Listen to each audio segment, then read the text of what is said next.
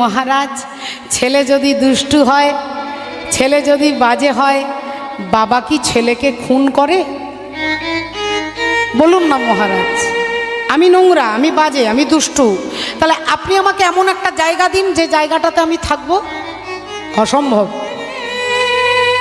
তোকে আমি কোনখানে জায়গা দেবো? তুই যেখানে থাকবি সেখানেই তো কাটাকাটি হবে, সেখানেই তো খুনোখুনি হবে।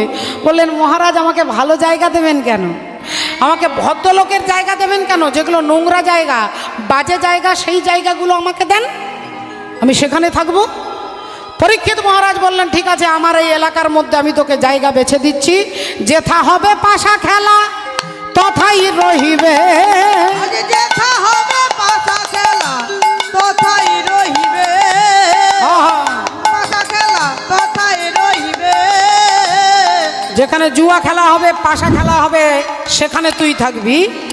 আরে যেথা হবে জীব হত্যা অধিকার লবে, যেথা হবে জীব হত্যা অধিকার লবে, যেথা হবে জীব হত্যা অধিকার লবে। যেখানে জীব হত্যা করা হবে সেখানে তুই থাকবি, যেখানে তাস খেলা জুয়া খেলা হবে তুই সেখানে থাকবি, যেখানে নারীদের ওপরে নির্যাতন হবে পতিতালয়ে বেশ্যালয়ে তুই থাকবি, আর যেখানে মদ বিক্রি হবে, মদ্যপান করবে তার শরীরে, সেই দোকানে তুই থাকবি।